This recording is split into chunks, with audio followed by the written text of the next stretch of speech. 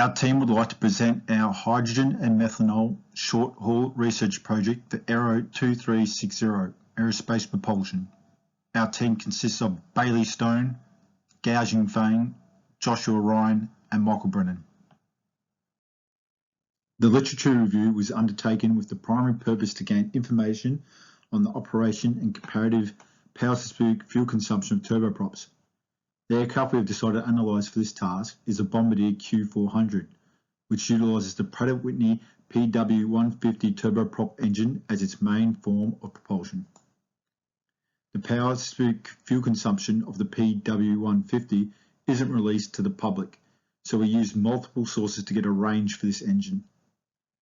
The most efficient turboprops of similar size to the Pratt & Whitney 150 have a power-specific fuel consumption of 0.065213 grams a kilowatt second.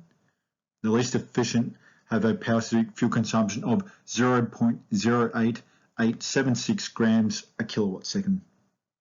The literature review also found the power-specific fuel consumption is affected by multiple parameters such as compressor pressure ratio, the use of intercooler and regenerator, and the airflow. When creating our spreadsheet model, we first made two key assumptions. Firstly, that variables could be analysed independently, and secondly, that efficiencies could be analysed as a group.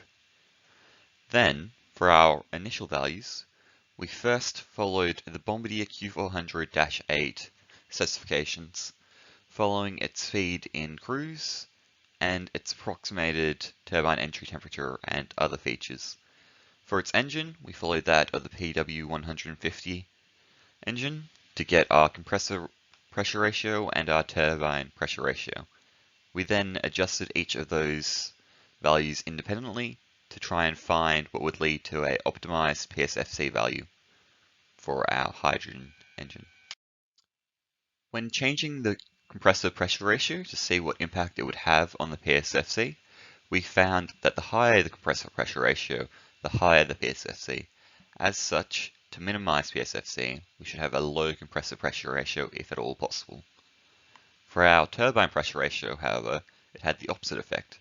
A higher turbine pressure ratio led to a lower PSFC. As such, we want a higher turbine pressure ratio, but there are diminishing returns after around about a turbine pressure ratio of 16-ish. As can be seen from the chart, increasing the Mach number does increase the PSFC, but is a quite slight increase, especially before Mach 0.7, after which it does pick up a little bit.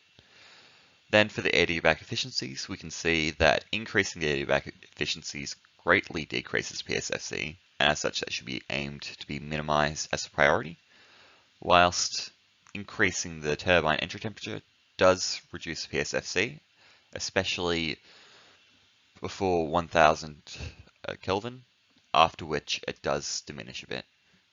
But we should still aim to try and keep that quite warm.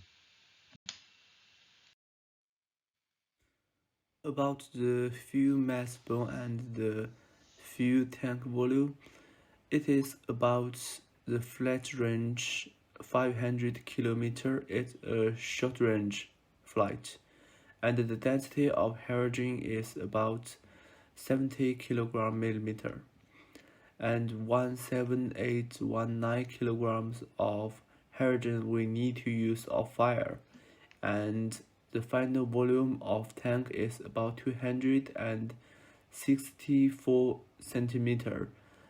We also consider some special considerations. We need minus 1.05. About the required modification to engine to allow use hydrogen. I think first we need to design the engine structure suit of liquid hydrogen, and also we need to change the retail of convection air through the fans in front of the engine. And finally, for the fuel hydrogen supports, the rate of liquid hydrogen needs to be adjective commensurate to jet A oils. There are several modifications to take into consideration when converting an aircraft that uses Jet A1 fuel compared to hydrogen. As you can see in the top right corner, there is a picture of a cylindrical vessel, which is used to store hydrogen. Unlike the fuel tanks for Jet A1 fuels, this vessel is larger and is unable to be stored within the wings of an aircraft, and therefore the configuration of an aircraft must be altered to accommodate the vessel within the fuselage. From the vessel to the turbines, the supply lines must be pressurized and durable enough to withstand the internal pressures from the hydrogen gas, and must also be insulated to prevent ice buildup. A new pump is required to be able to cope with the increased pressure, and then is fed through new heat exchangers to increase the temperature, as seen in the picture bottom left.